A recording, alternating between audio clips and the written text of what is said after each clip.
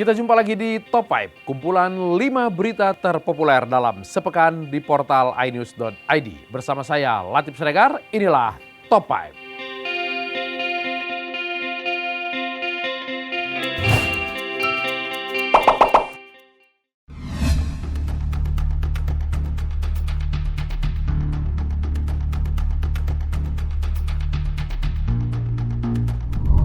Rapat pertama secara tatap muka setelah COVID-19 bernuansa berbeda. Presiden Joko Widodo menumpahkan amarahnya kepada para menteri. Menurut Joko Widodo, para menteri bekerja masih biasa-biasa padahal kondisi saat ini merupakan kondisi yang luar biasa.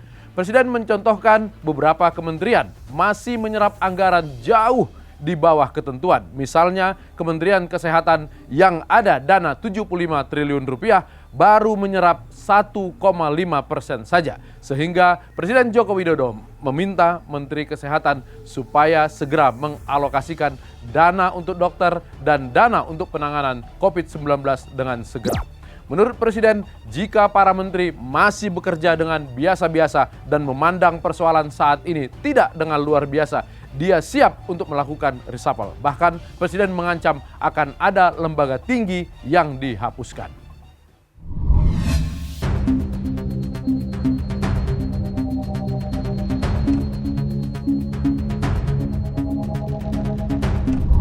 Gubernur DKI Jakarta Anies Baswedan memutuskan untuk memperpanjang masa PSBB transisi di Jakarta. PSBB transisi yang sudah berlangsung selama 28 hari, mulai 5 Juni hingga 2 Juli, diperpanjang lagi selama 14 hari hingga 16 Juli nanti. Menurut Anies Baswedan, perpanjangan ini supaya angka kematian atau penyebaran positif akibat COVID-19 bisa ditekan. Sebetulnya untuk DKI Jakarta penyebarannya sudah di bawah 1, sehingga DKI Jakarta sudah bisa menjalankan new normal. Sesuai dengan ketentuan WHO, hanya DKI Jakarta satu-satunya provinsi di Indonesia yang sudah menjalankan tes sesuai dengan jumlah yang diputuskan oleh WHO, yakni 1 dari 1.000 orang selama 2 pekan sudah dilakukan uji spesimen. Tetapi Anies Baswedan menyatakan dia tidak akan menurunkan laju uji spesimen sehingga nantinya angka akan turun. Karena jika dilakukan demikian, maka fakta di lapangan tidak akan tergambar sebagaimana mestinya. Masa PSBB transisi ditandai dengan pembukaan kantor, pusat belanja, pasar, dan tempat wisata, tetapi dengan jumlah terbatas 50%. Jika nanti PSBB transisi fase 1 ini selesai, maka penambahan akan dilakukan secara bertahap hingga akhirnya nanti berlangsung secara normal kembali 100% seperti sedia kala.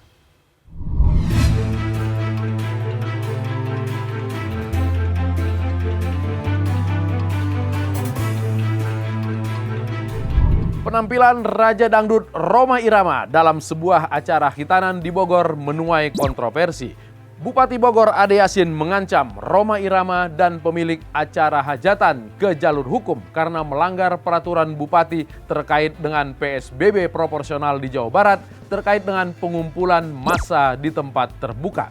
Rhoma Irama menyatakan ia tidak konser di acara hitanan tersebut. Ia hanya datang sebagai undangan dan untuk menghormati tuan rumah dan massa yang memintanya bernyanyi, ia kemudian membawakan 3 lagu. Tetapi massa yang datang ke sana kemudian bergoyang layaknya itu adalah konser Rhoma Irama.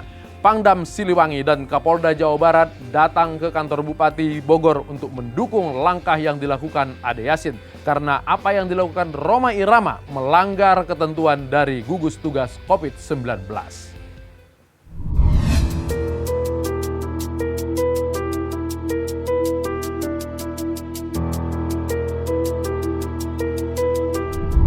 Masa new normal setelah 3 bulan berada di rumah dimanfaatkan warga untuk berolahraga sambil berekreasi.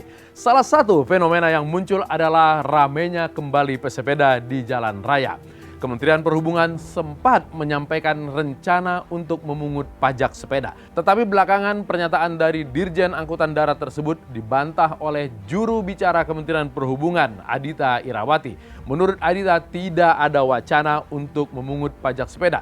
Justru Kementerian Perhubungan berencana untuk mengatur pelaksanaan sepeda di jalan raya sehingga kemudian pesepeda mendapat jatah dan berjalan dengan baik. Adhita mencontohkan jalur sepeda yang sudah mulai banyak di sejumlah kota akan diperbanyak. Kementerian Perhubungan juga akan memperbaiki infrastruktur jalan untuk melancarkan atau untuk memudahkan para pesepeda. Menurut Adhita, Kementerian Perhubungan mendukung para pesepeda karena dengan sepeda maka tingkat polusi bisa ditekan.